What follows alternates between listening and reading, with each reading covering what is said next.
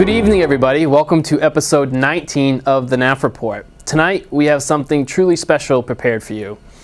Many of you may recall, back on episode 13, we had local author Art Martin on the program to discuss his new novel, The Summer of 1840. The story is about Millbury in 1840 and the people of that time.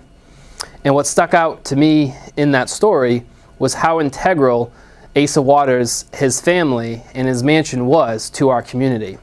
So after getting to know Art a bit more, we decided that we should have an official launch party for his book at the Asa Waters Mansion.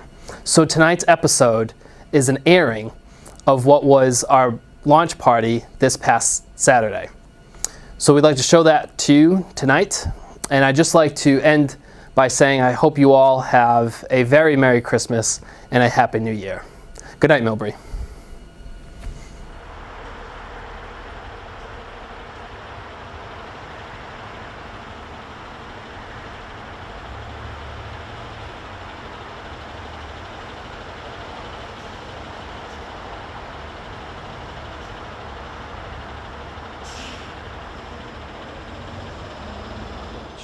So, without further ado, it's my pleasure to introduce Mr. Art Martin.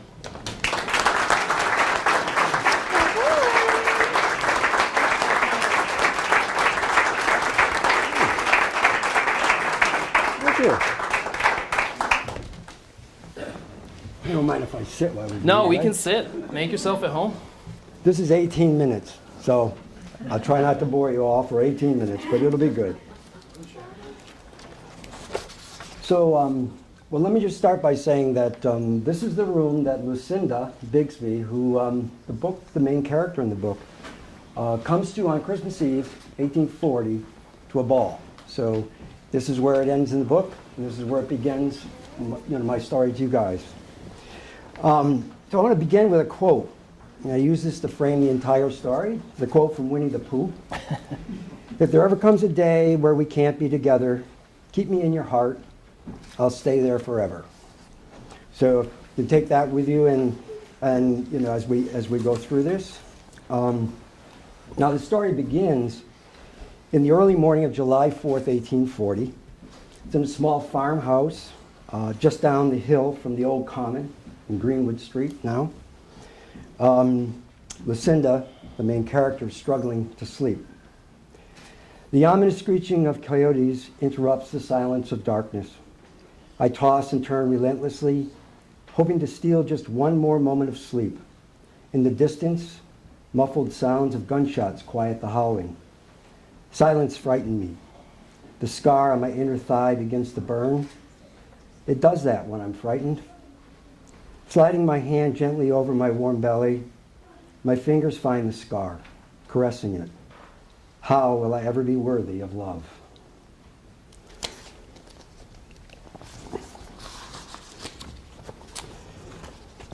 Later that day, Lucinda finds herself at a 4th of July celebration.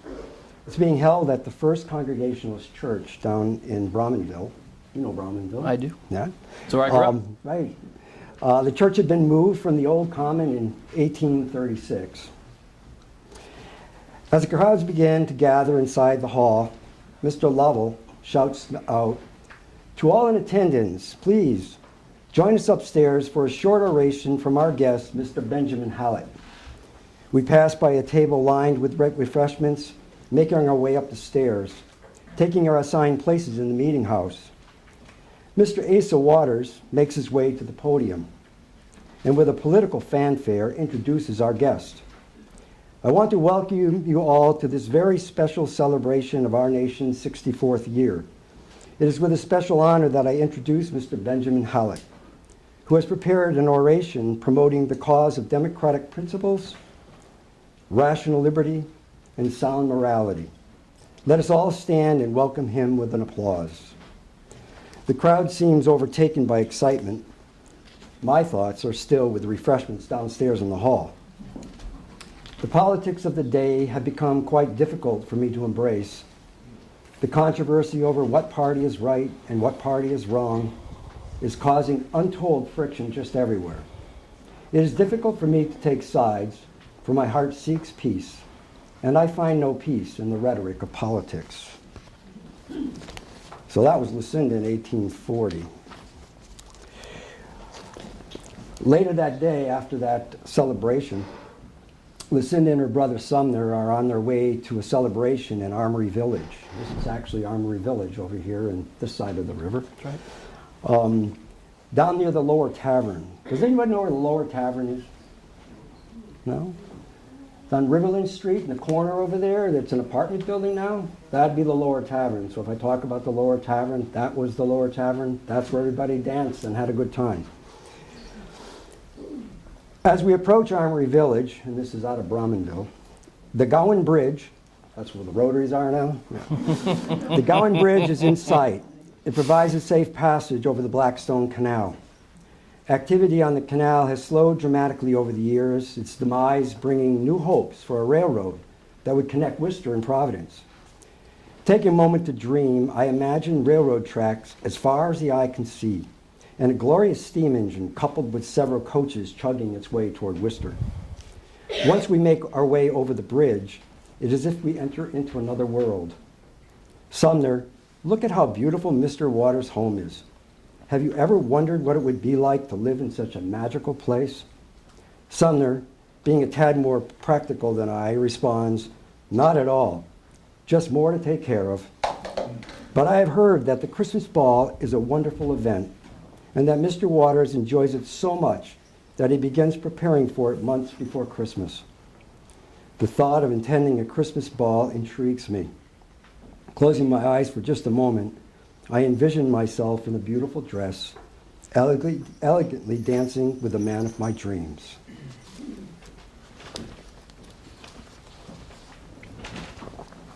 So we're going to move now to Obadiah. That was Lucinda, and it's the opening chapter. Obadiah is the other main character. And Obadiah is an itinerant dance master, which means he would be going from town to town dancing. And he's at the Red Horse Tavern. The Red Horse Tavern is now known as the Wayside Inn. Okay, it was actually a tavern back in 1840. It was run by a Lyman Howe. And we're going to refer here to a Jerusha. Jerusha is the sister of Lyman Howe. And Jerusha is now remembered as the ghost in room 9. So basically, just to fill you in on that. When I return, Jerusha is no longer in her seat. Apparently, she had enough for the night. 20 or so people remain in the hall. Elias is keeping the dance alive, playing La Belle Catherine. The dancers are flowing gracefully on the dance floor. The perfect form of the dancers reflects my love and commitment as a dance master. I'm inspired to continue my roaming from town to town. As Elias plays the final bars of La Belle Catherine, I begin planning for the final dance of the evening. Returning to the head of the hall, I announce, I want to thank you all for making this a most memorable 4th of July evening for Elias and I. It has been quite a delight to share with you my Uncle John's most popular dances. The final dance for tonight is a favorite of mine entitled Constancy.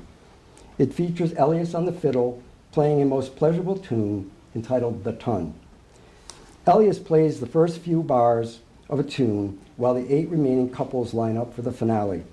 The dancers are quite seasoned by now, so a quick go-through on the figures should do.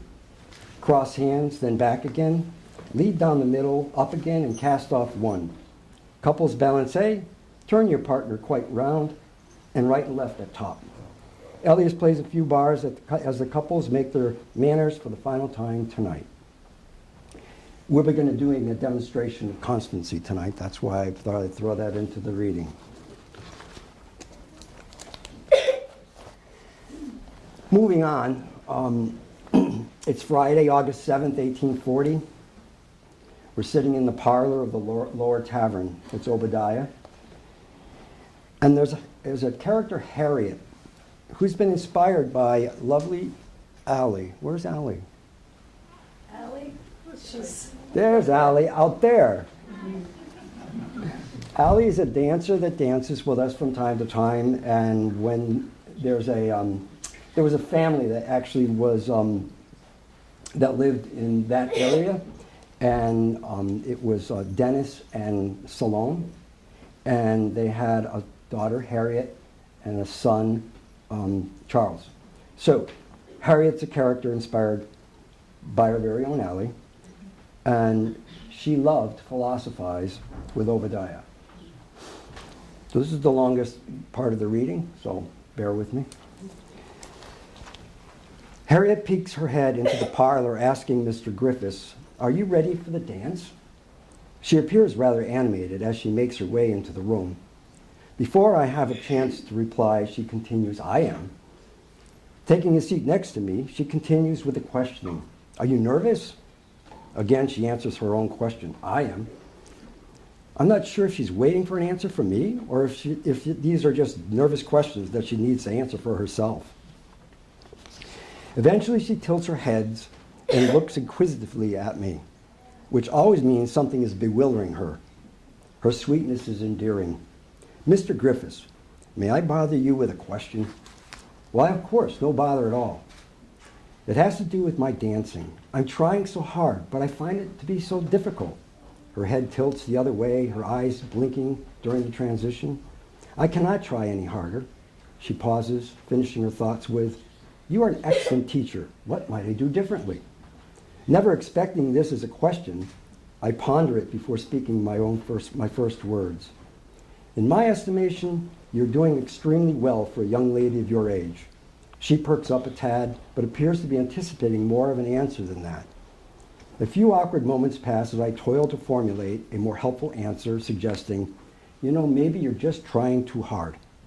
Harriet jolts her head back, inquiring, "How does one try too hard?" She's perceptibly bothered by my question, and so I ask, "During our class together, you have been dancing with Miss Bigsby, correct?" She interrupts, "Yes," and she dances superbly. I go on, "Have you ever taken the opportunity to observe her as she dances?" "Not really, since I've been expending all of my effort on learning the steps you teach me." Hoping to relax Harriet somewhat, I tone my voice down, suggesting, "I have had the opportunity to watch Miss Bixby quite closely. She has learned the fine art of dancing more swiftly than any other student that I've ever had the pleasure to teach." Harriet's attention is immediately captured. I propose, and I think I know why. Harriet's inquisitive nature returns, resulting in the telltale tilt of that head. "Why?" A couple of years ago, while traveling from Providence to Northampton, I met an interesting Oriental gentleman at a tavern in Sturbridge. I was tired and lonely. The traveling had become quite an effort for me. While I had recently decided to make my living by traveling the countryside and teaching good manners and dance to youth, the effort to do so at that time just seemed insurmountable. I had not yet lost Harriet's attention, and so I continue. The demeanor of this gentleman could be summed up at just one word. He was quiet. I went on to explain my dilemma to the gentleman, in particular the effort that was required of me to pursue my goal. Harriet's inquisitiveness takes over. She asks, "And so what does this have to do with me learning to dance?" I smile and respond, "You'll see." She nods, encouraging me to continue the story. The gentleman went on to teach me about a concept he referred to as wu-wei. He explained that wu-wei is the cultivation of a mental state in which our actions are quite effortlessly in alignment with the flow of life. I go on to explain, after my encounter with that fine gentleman, my life changed forever. Rather than always struggling to overachieve, I learned to appreciate the moment. I began to embrace the simplicity of things, allowing myself to relax, to excel naturally. "Mr. Griffiths, I do not mean to be impolite, but what does any of this have to do with me learning how to dance?" "Harriet, when Miss Bixby dances, she dances as if she is being moved by the Holy Spirit. Her eyes are in a trance, her posture is elegant. She moves upon the dance floor as if doing so without any effort at all." I have Harriet's attention again. "Miss Bixby appears to invite her natural instincts to move her, rather than extending all of her effort on controlling her own moves." Harriet's sudden expression of understanding is a relief to me. She replies, "Maybe I'm trying too hard." I respond immediately, "Exactly." There's a moment of silence between us. I continue, "Miss Bixby and I will be performing an opening minuet this evening. I want you to watch her intently. Watch how she is taken up by the moment. how confident she is in her moves. And then I go on, and then when it is your time to dance, do so without much effort. Relax and invite the music to move you. Thank you, Mr. Griffiths.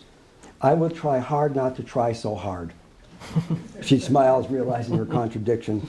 I'm truly excited to watch you and Miss Bixby dance tonight. Later on that evening, in the tavern, Obadiah nervously introduces the opening dance. With the dead silence comes a wave of anxiousness. I become concerned. Is Lucinda ready for this? Fear becomes apparent with the sweating of my brow.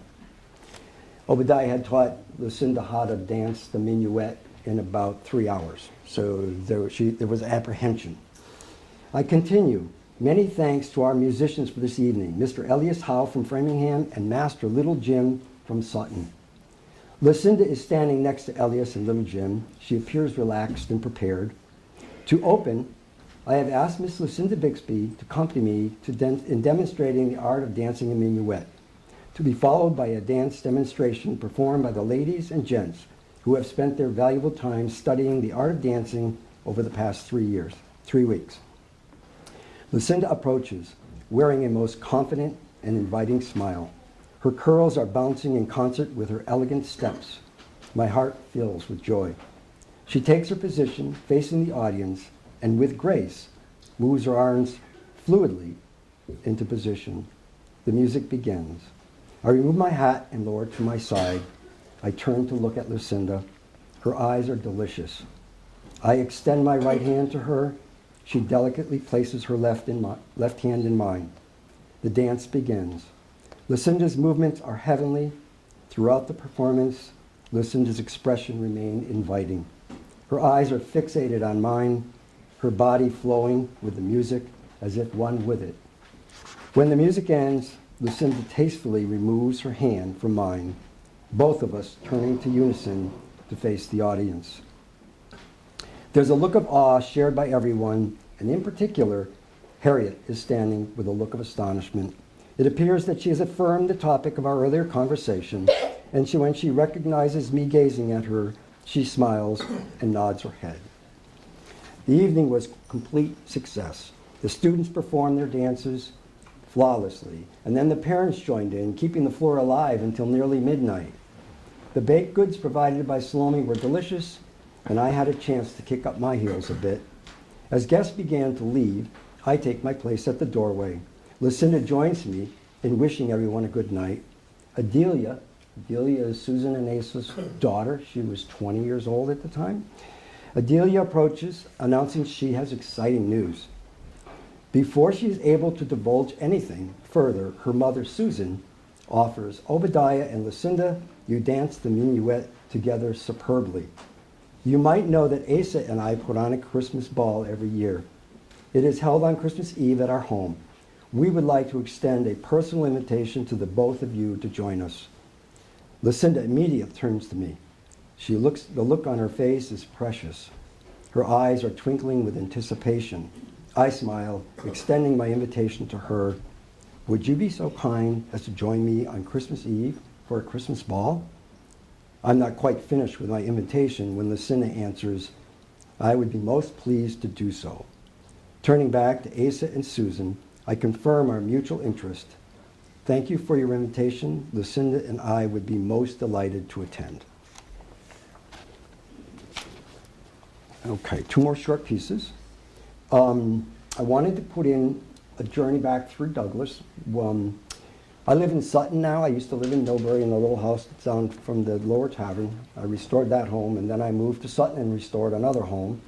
And the barn at my house in Sutton was dated in 1840, so I thought I'd have them go and raise the barn. So this is Obadiah coming back from Providence, where he lived, where he was attending to his mother, who was deathly ill.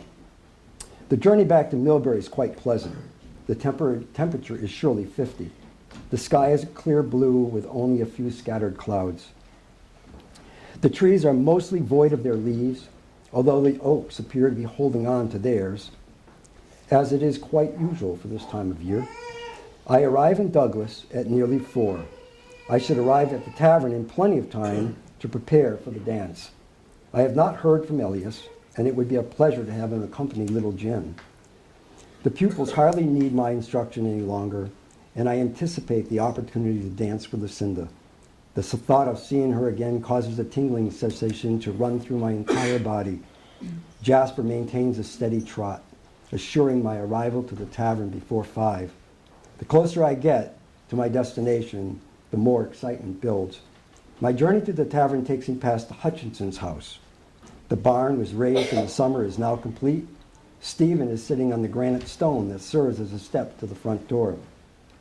I wave as I pass by, taking a right turn onto Millbury Street. All these streets are changed. The names used to be something different, so if we get lost, there's some maps on my website. I slow Jasper to a walk as I pass Asa Waters' mansion. The Christmas ball is now less than 2 months away. The thought of escorting Lucinda to such an elegant ball in such a stunning home excites me beyond words. The sights of Elm Street have become quite familiar due to the many trips I have taken to and from Lucinda's house in the past months. Turning onto Union Street, the journey to the lower tavern is nearly over. As I get closer, I see that Charles is sitting on the steps to the porch. Beside him, a pan of oats and a bucket of water. He sees me, standing tall, he begins to wave. Harriet is there as well, standing on the porch, waving enthusiastically. The warm welcome nearly moves me to tears. It is good to be back. And then in one final reflection, this is Lucinda speaking out later on. I will never forget the sparkle in Asa Waters' eyes when he first laid eyes on me the night of the ball. He was so excited to share the joy of Christmas with me. Asa Waters became ill the following year. He passed peacefully at his beautiful home on Christmas Eve of 1841. All right.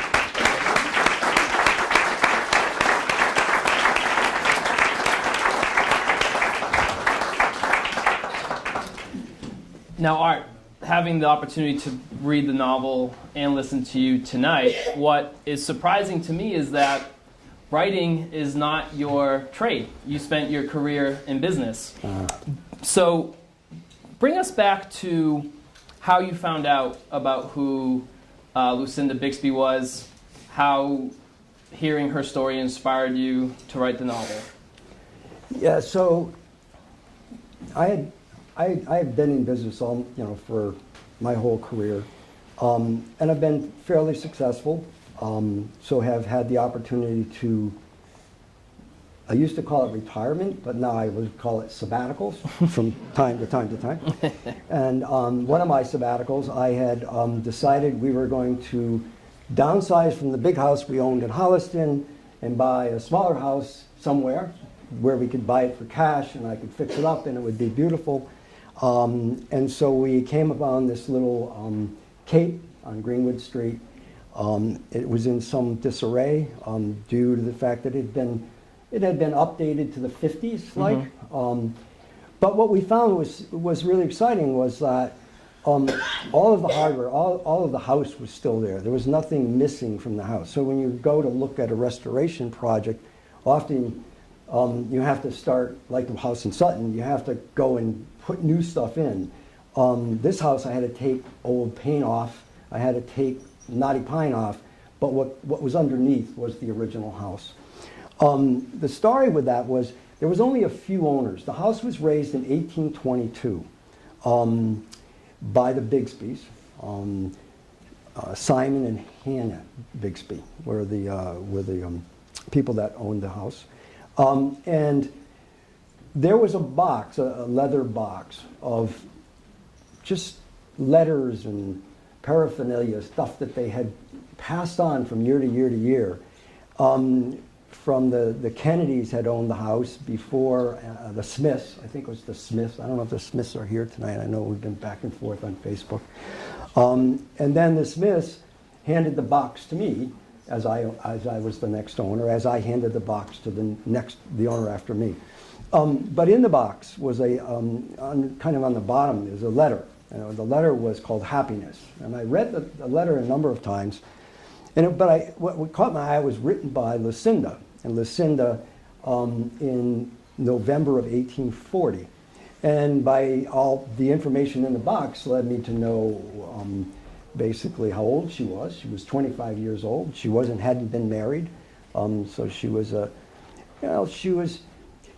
after reading more letters from her mother, Mom was trying to get her married. There was no question about that. Some things never change. Yeah, and she wanted nothing to do with that. But the letter was more of to me, when I first read it, it was a letter of happiness. But as I read it, it almost looked like, to me, it ended up being a letter of despair. It was written based on the Matthew 6, I believe, Matthew, the Gospel of Matthew. The phrase that the treasures in heaven. Okay, so treasures here on earth, they rot away, they rust away, they go away. But treasures you lay up in heaven last forever. And that was the theme of the letter. And the theme of the letter also would suggest, so why waste any time here on earth? Everything is about heaven. It's all about God and heaven. And so I just created this framework around that letter of Lucinda. Yeah. And then I did a ton of history, a ton of research on families and streets and people and Millbury and all of that to try to assemble this letter. And how lengthy was that process to go through all that research that was required? 3 years. It took me from start to finish. That's quite a bit. Yeah. Yeah, it was about 1.5 years of research before I even sat down to start writing. Right. Yeah. And there were real letters between the mother and Lucinda about the Waters ball. Is that correct? Yes. Yeah. So Yeah. it was throughout that extensive research you did, was there anything that was surprising to you or maybe stuck out to you, something that you didn't expect to find in those years you were researching? Well, I think as I started I work at Old Sturbridge Village. I've been there for 13 years, and I got the dancers here too. And we've always been taught in a town like Millbury, in 1838 or 1840, you wouldn't celebrate Christmas.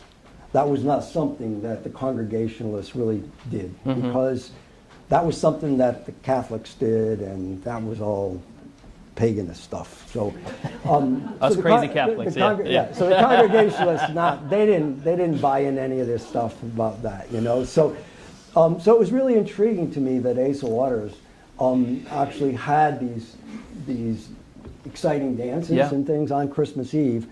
And so that's why I really wanted to tie that into the book. And when I was doing my research and found out that it was exciting, because I knew I was going to write a book now that if you read it after you learned everything you learned at Old Sturbridge Village, that couldn't take place, but it took place. Right. So it's a good thing. And that ball was the biggest show in town at the time. Yeah. And when you read the book, you really see that the story builds up in anticipation of that ball, and you get the sense that that's how the feeling, the sentiment in town was back then. It was something everyone looked forward to in those times. Yeah. When you first saw the leather-bound case with all the letters, what was your initial reaction? Did you immediately know you had to write a novel about it? No, I mean, I read through a lot of the letters. I looked at the stuff. I mean, we put it away. I mean, it was exciting to have. It was. I think I took the letter out later, and then I read the letter through, and photocopied it. Thank God, because we had the letter out for an open house, and I don't remember seeing it after that open house, which is sad. But I do have copies of it. I did scan it. But I think it took about a year for me to really say, this is really, I read it and I want to understand it more. I want to understand it more. Yeah. Now, but correct me if I'm wrong, but fortunately some other items from that case are still around, Oh, yeah, right? yeah. The rest of the case is there. Yeah. What I did, because that letter was so important to me, is I separated the letter out and I put it in a plastic, in an acid-free plastic thing. It was out on the table. And then it's, so... but the letter's available on your website. It is. For those who are interested. And it's titled Happiness. It is. Neat. Yeah, it's actually, on the back of the book. That's right. Very neat. And I do put the whole letter in the book on November 4th, 1840. Yeah. Yeah. One of the things that stuck out to me when reading the story was something like the 4th of July. The celebrations in town were distinctly political. So you had at the congregation, the Congregational Church up in West Millbury, that was one political party or one political leaning, and then down towards this side of town or down towards further towards East Millbury, there was a group of folks of a different political leaning. So back then, it seems, and maybe I'm wrong, but perhaps in some ways we were more divided then than we think we are now. Yeah, I mean, if you look at, I did an awful lot of research in Massachusetts Spy. I looked at a lot of the newspapers, read a lot of articles. The Whigs really, the people were tired of the Democrats. That happens, right? And they needed to do something, so they went with the crazy Whigs. Right. Who were crazy enough to be pretty much done in about 40 years later. Not even that. I don't, Yeah. Well, Harrison died in about 3 months, but not so lucky. So, but they would roll these big balls, and they would put bad, things about using on Van Buren on the balls, and they would roll them down the street.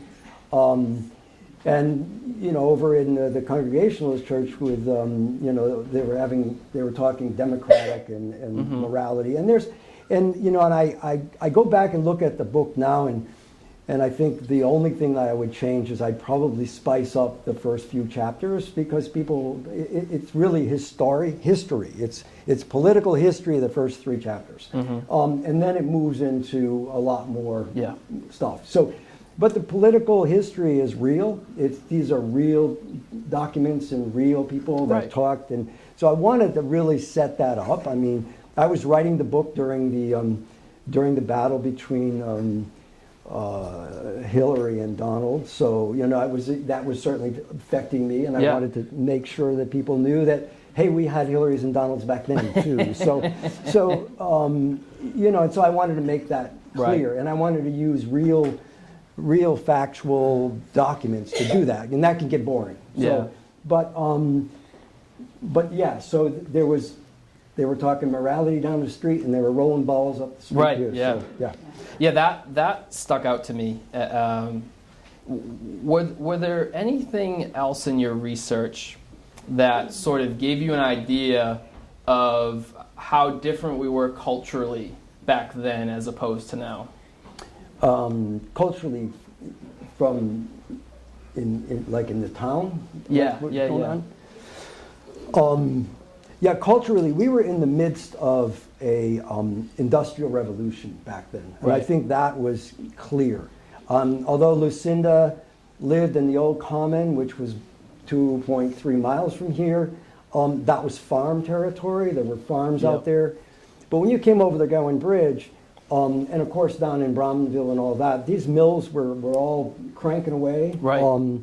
But this mansion was built on armory money. Right. And there was a lot of manufacturing in all of the mills that we have around here. Yeah.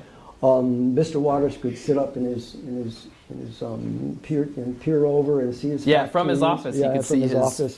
Facility. So I think it was an industrialist town. Right. And now it's a service town more than it is an industrial town. Very more suburban. Yeah. Although we still make, I shouldn't say we, I can't take credit for it, but S&D Spinning makes the string for Major League Baseballs, which is still we neat. got baseball string for sure. Yeah. I would like to open to the floor if anyone from the audience has any questions. Mr. Fox? Listening to you, I was thinking, my goodness, if I lived then, I would love to be able to go to this party. So number one, was it open to anyone? I don't think so.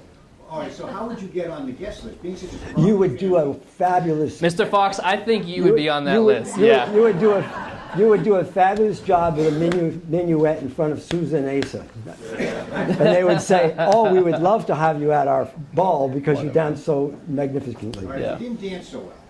Being a prominent, obviously they knew everybody in town. Yeah. They had business connections, church connections. And I think that's where their invite list would come from. Just like today, you would get invited if we knew you. So some way you had to distinguish yourself. Yeah.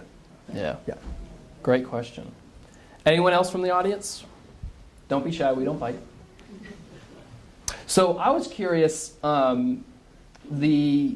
the story ends where Lucinda and Obadiah have a lot of life to live. Were you able to find out where Lucinda ended up, what the rest of her story was like? Yeah, I found, actually, I have to suggest that Samantha, where's Samantha? Samantha, stand up for a second because I want you to see you. That's Hi, Samantha. Samantha and her father Tom just drove up here from New York City, actually.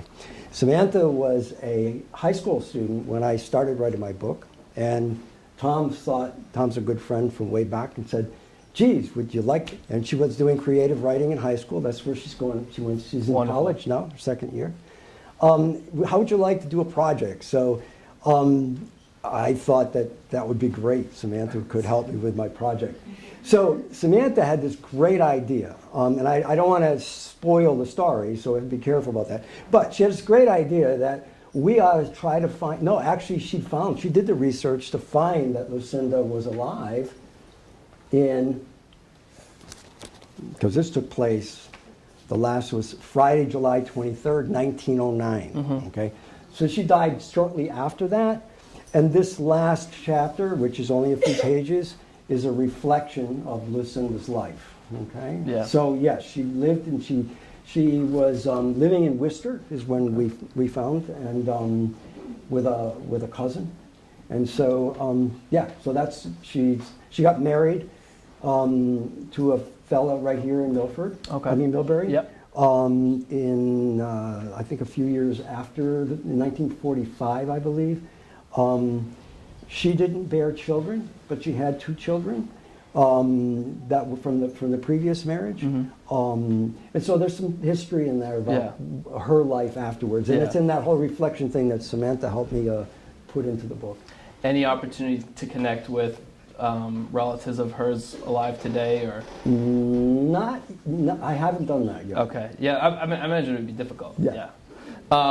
Seeing that you work at Old Sturbridge Village, how much of your writing was trying to think of, especially with you folks doing the dancing and everything, how much was it trying to put yourself in the shoes of those folks at that time? That's the whole story as far as I'm concerned. I mean, when I wrote, and my wife, my sweet wife is around here somewhere, but she used to always, she would get mad because I'd be like in another world. Yeah. I'd be with Lucinda and Obadiah. That would be where I was, and, and all the rest of them, and I knew everybody's name, and I knew them. I got personal with everybody. And I've actually had a few reviews actually, which suggest that I write from a woman's point of view as well as I do from a man's point of view, and I don't know where that comes from, but at the end of the day is that I really did my best to insert myself into their shoes, and it's a lot easier when you've spent, like I said, 13 years I've been at the Village. I mean, I've been volunteering there, but there's a part of one of my sabbaticals where I spent a lot of time in the tin shop, and a lot of times at the mills, and a lot of times actually working full time there. So you can step back, and because that surrounding allows you to do that, so it was what I did. Now, speaking of Lucinda and Obadiah, when you read the story, the courtship reminded me of George Bailey and Mary from It's a Wonderful Life, sort of that old school, very romantic courtship, which I thought was neat, because you don't always see those stories these days. Right, yeah. I just saw that last night at the Elm Draft House. Yeah, classic. We have another question? Just a quick question. Sure. Is this room that we're in right now, how close is this to exactly? It's not. And I am no authority on the mansion, but I'll share what brief knowledge I do have.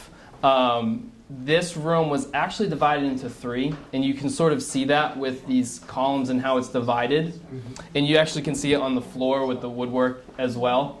This was not the grand ballroom. For whatever reason, back in those days, the grand ballroom in big mansions like this would be on the second floor. So today, that room, which was the grand ballroom, now houses the Millbury Historical Society. So this room doesn't have too much of original stuff, for lack of a better term. Where the book signing and refreshments or alcoholic beverages are provided, that's the East Parlor.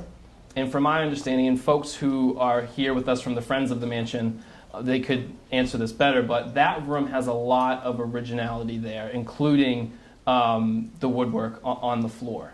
Does that answer your question? Yeah. All right, wonderful. Any other questions from the audience? Sir. I'm not used to the pronunciation Elias for sorry, I'm used to Elias, not used to Elias. I may be pronouncing it wrong. I think you can do that when you write the book. Yeah. Did you look into whether he was related to the inventor of the sewing machine? He wasn't. But he was from Framingham. He wrote the composition of music or musical composition. The name of the book's in there. So he's actually 20 years old at the time of the book. And he was from Framingham, and he was working with a publisher in Boston to get his music published, and it ended up being a source for contra dancing music. So I knew that's what I knew. That's what I know about him. So, okay, and he was actually he worked a lot in the fields, plowing and whatever to get his book. And he in my book he plays the fiddle, and because he did play the fiddle, and he was going to come out from Framingham to Millbury every week, and then ended up having to go to Boston and to spend more time plowing and making money to pay for his book publication. So there's this Little Jim. Little Jim is actually a character. One of the characters in the book is an attorney from Sutton, and I'm going to go blank on his name right now, which I shouldn't do. But anyway, he was also the harbor master in Boston. Oh, neat. And there was a ship that had come over from Africa, and there was a slave boy. And you weren't supposed to have slave boys in 1840. Sure. So basically, he took him home and brought him up in Sutton. And Wow. I used Little Jim as our fiddler. Wow. And tie him to... Very neat, very creative. Yeah, so... Was there another? I thought I saw another hand. Yeah, I was just thinking when you were under sabbaticals in Sturbridge Village, you said you worked in a mill and a tin shop. Did you find that the ballroom and the Salem Townhouse was kind of similar to what? Yes. was upstairs? Yes. This is bigger than the Salem Townhouse, but that would certainly be a place where the towns would have a ball up in that room. They don't anymore because it's a little wobbly, but Well, what, most of the dance floors on the second floor? yes. We live in Northborough, and I think the old town hall in Northborough, the second floor used to be the dance. Yeah, they would be in the second floor. When actually in the lower tavern where I have the dance, actually Yeah. the dance that I talked about tonight, it's up on the second floor. Yeah. Because the tavern's downstairs. You drink downstairs, you dance upstairs. Never. Sounds a little dangerous. Yeah. Just to say. Any other questions, folks? Comments? So, sure. Hi. I just wondered where the title of how you arrived at the title of your book. Well, titles, when you write a book, it's all easy to begin with. You think, it's the summer of 1840. And then you start talking to people about titles and covers, and then it gets crazy. Ask Melissa. So you end up with 25 different titles. The title I almost came up with was The Dance of the Sturgeon Moon. And there's a reason for that. But nobody would know what Dance of the Sturgeon Moon meant. So what I wanted to do, it's my first novel. So I chose to write it in 2 points of view. In other words, Lucinda will speak and you'll get her point of view, and then Obadiah will speak and you'll get his point of view, and back and forth. It makes writing a little easier than a third person. It just makes the writing a little easier. And I also decided that, July to December is plenty. So it starts in July. It's the summer of 1840 where Lucinda finally finds her love. And I'm giving you a little into what the book is about. But so it was the summer of 1840. That's the title. And it was the first title I came up with, and the one I settled on at the end. So, Mr. Martin, as someone who considers Millbury to be the greatest hometown in America, I really, and I mean that, I really appreciate the work you put in to tell the story of this special town at a very unique point in time. And I think because of your experience, you're uniquely qualified to tell this story. And it's such a pleasure to read. And I highly recommend everyone pick yourself up a copy. It's very hard to put down. So thank you very much. And I hope you all enjoy the story as much as I did. Thank you.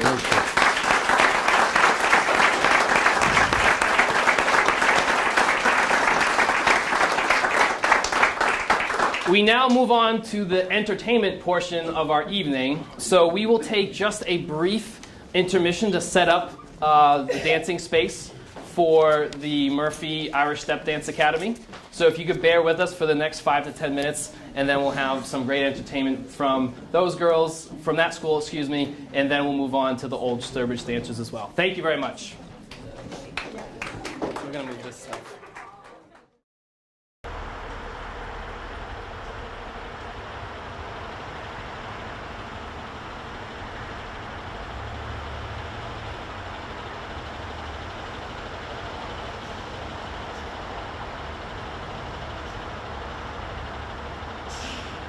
I have everyone's attention once again. It is my distinct pleasure to introduce the Murphy Academy of Irish Dance. For more information, please visit murphyacademy.com.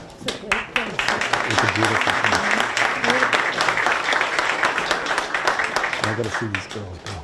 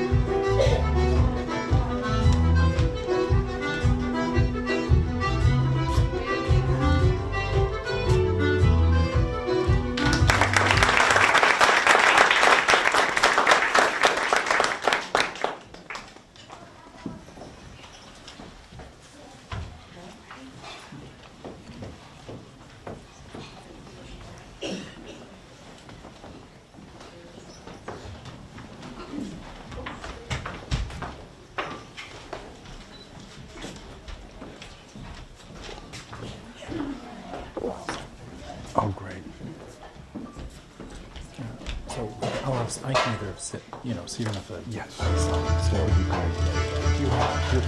Like a 36 foot. Then you could-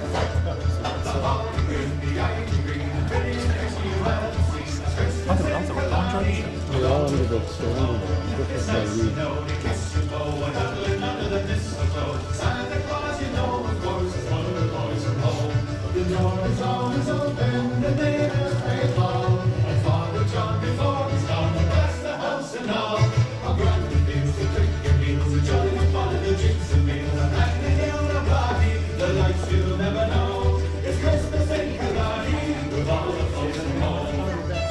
She likes it.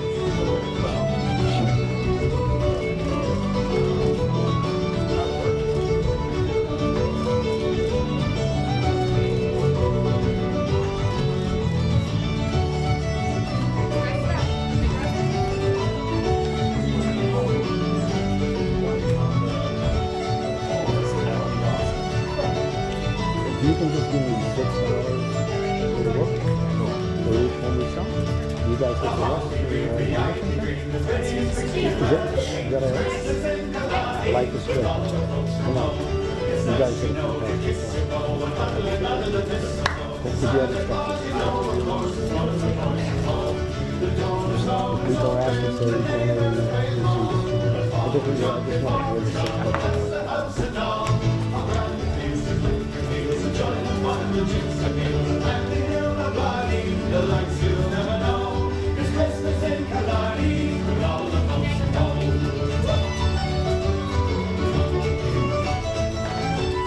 although I have to give one to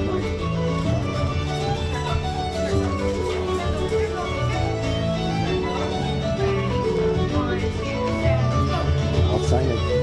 If I wanted to get it before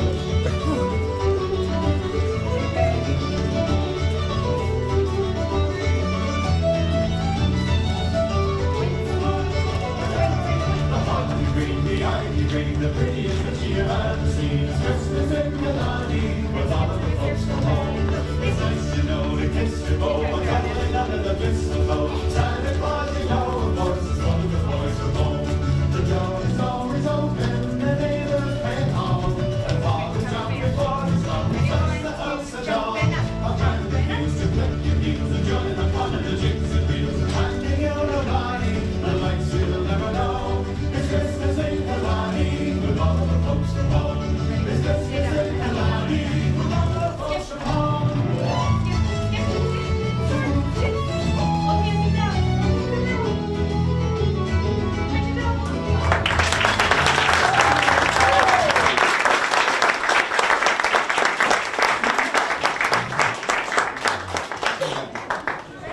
Thank you, everyone.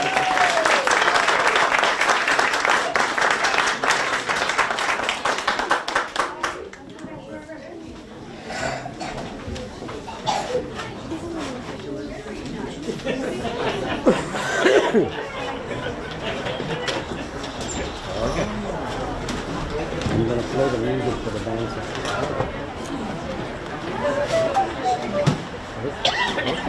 Well, I'm going to try anyway. Right, George?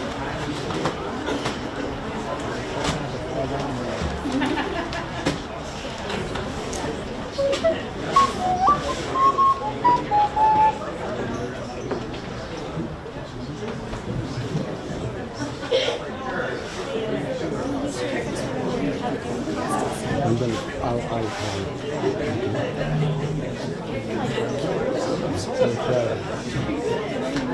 it's, I had said it, I did it in my reading, I told you that. The steps were, no, right hands, left hands back. Down the center and back, balance save, 2 hands round, right to left. If I gotta have everyone's attention once again, we All will right. now be rejoined by Art Martin and the crew of the Old Sturbridge Village Dancers. I'm going to walk on my way over there. Come on, Allie. Get Nancy or Jacob to dance if you have to. You got to get going because they're waiting for you. Yeah. They introduced you guys. They introduced you. Yeah, I know. I hope I can do that. Yeah. Hi, how you doing? Hey, Jordan. Thank you.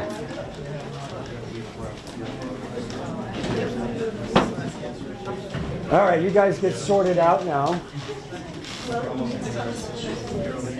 It's wherever you want it to be. I'm going to be flexible tonight. I'll come down here. How's that sound? I'm always flexible. We need another dancer. I need a partner, Jacob. Yeah, see, we pull people out of the dancing. So this, you guys going to have enough room here? Yes. All right. Perfect. So this is constancy. And I actually talked about it in my reading. John Griffiths, Obadiah's uncle, was out and about teaching this dance. We're going to start with right hands cross, left hands back. You want to do it? You want to just, so that we get freshened up? Yeah. And then back.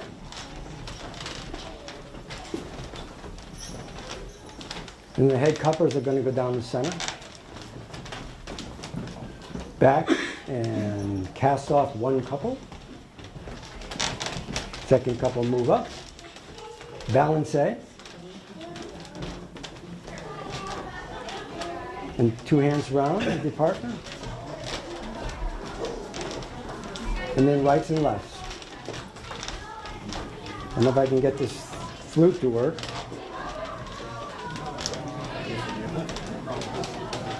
And of course, we always do our manners before we begin. Let's pray.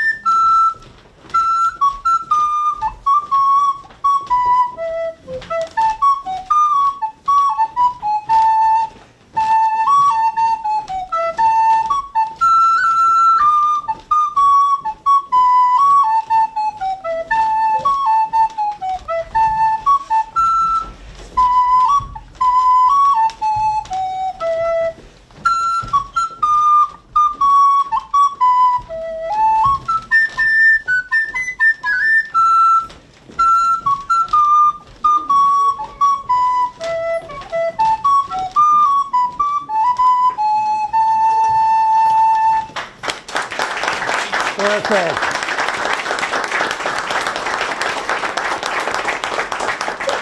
All right, that's it. We're not going to bore you with a lot of dancing tonight. I just wanted to show you the dance. Plus, I'm tired. And now you're tired. All right, you guys good? All right. Thank you so much. Good day. Good job, see? Played a flute and everything. We ask that you now join us for refreshments in the East Parlor. And I just have to recognize a few folks who made tonight possible. The first of which is the director of the Asawato Mansion, Mr. John McElroy.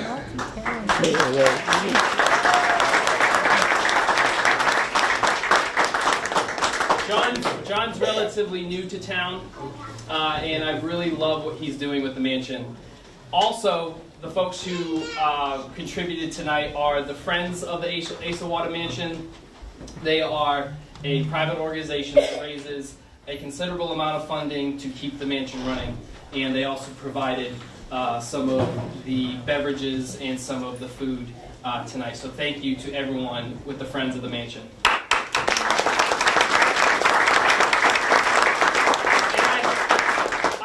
Get one shameless plug in for myself this evening. We are recording tonight's event. It will be broadcast under my cable access show, the very creatively named The NAF Report. You can catch it Thursdays at 8 p.m.